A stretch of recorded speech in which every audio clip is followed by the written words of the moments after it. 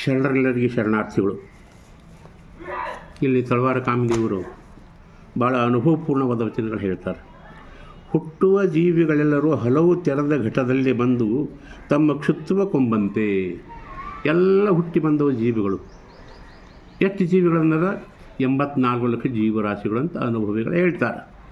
21 ಲಕ್ಷ ಸಸ್ಯಗಳು, 21 ಲಕ್ಷ ಕ್ರಿಮಿಜಂತುಗಳು, 21 ಲಕ್ಷ ಅಂಡಜ ತತ್ತಿ ಇಡ್ತಕ್ಕಂಥವು, 21 ಲಕ್ಷ ಗರ್ಭಧರಿಸಿ ಹಡಿತಕ್ಕಂಥವು. ಇವೆಲ್ಲ ಜೀವಿಗಳು ಕೂಡ ಏನು ಮಾಡ್ತಾವೆ ಅಂತ ಕೇಳಿದ್ರೆ, ತಮ್ಮ ಹೊಟ್ಟೆಯನ್ನು ತುಂಬಿಕೊಳ್ತಾವೆ. ತಮ್ಮ ಘಟ ತುಂಬಿಕೊಳ್ಳುವುದಕ್ಕಾಗಿ ಏನೇನೇನೋ ಪ್ರಯತ್ನ ಮಾಡ್ತಾವೆ. ಅದನ್ನು ಹುಟ್ಟಿ ಬಂದಿದ್ದು ಸಾಯುವವರಿಗೆ ತನ್ನ ಹೊಟ್ಟೆಗೆ ಅನ್ನವನ್ನು ಹುಡುಕಲೇಬೇಕು. ಅದೇ ರೀತಿಯಲ್ಲಿ ಮರ್ತದಲ್ಲಿ ಬಂದವರೆಲ್ಲರೂ ನಿಶ್ಚಯರಪ್ಪರೇ. ಈ ಮರ್ತದಲ್ಲಿ ಹುಟ್ಟಿ ಅವರೇನು ಅವರಿಗೆ ಅನ್ನ ಬೇಕೇ ಅಲ್ಲ. ಈ ದಿಶೆಯಲ್ಲಿ ನಿಜವಾದ ಈ ಅನ್ನ ಅಲ್ಲದೆ ಭಾಳ ಮುಖ್ಯವಾದ ವಿಷಯ ಅಂತ ಕೇಳಿದ್ರೆ ಹೆಣ್ಣಿನ ಮೇಲೆ ಇರ್ತಕ್ಕಂಥ ಪ್ರೀತಿ. ಈ ಹೊಟ್ಟೆ ತುಂಬಿಕೊಳ್ಳೋದಕ್ಕಾಗಿ ಬ್ರಹ್ಮ ವಿಷ್ಣು ಮಹೇಶ್ವರು ಇಲ್ಲಿಗೆ ಬಂದು ಮಾಯಲ್ಲಿ ಸಿಕ್ಕಿದ್ರಲ್ಲ. ಇವರ ಸ್ವಭಾವ ಕಂಡು ನನಗೆ ಭಾಳ ನಾಚಿಕೆ ಅನ್ನಿಸ್ತದೆ. ನಮ್ಮಂಥವ್ರು ಸಹಿತ ಭಕ್ತರಿದ್ದೇವೆ ಅಂತ ಹೇಳಿದ್ರೆ ಪರಮಾತ್ಮನು ಎಷ್ಟರ ಮಟ್ಟಿಗೆ ನಂಬ್ತಾನೋ ಗೊತ್ತಿಲ್ಲ. ಅಂತ ದೇವಾದಿ ದೇವತೆಗಳು ತಮ್ಮ ಕಾಮದ ತೃಪ್ತಿ, ಕಾಮದ ಹಸುವನ್ನು ಹಿಂಗಿಸ್ಕೊಳ್ಳೋದಕ್ಕಾಗಿ ಇಲ್ಲಿ ಬಂದರಲ್ಲ.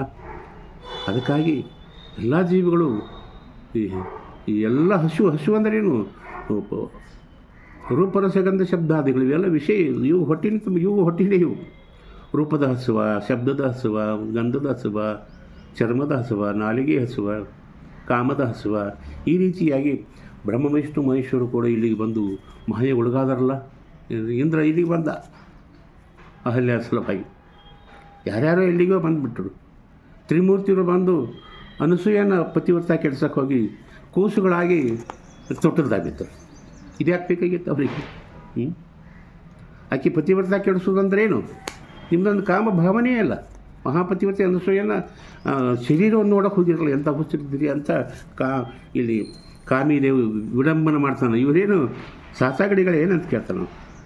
ಈ ದಿಶೆಯಲ್ಲಿ ಇವರ ಅಚ್ಚಿಗೆ ಕಂಡು ಇಂಥವ್ರದೆಲ್ಲ ನೋಡಿದ್ರೆ ನಮಗೇನು ಅನ್ನಿಸ್ತದ?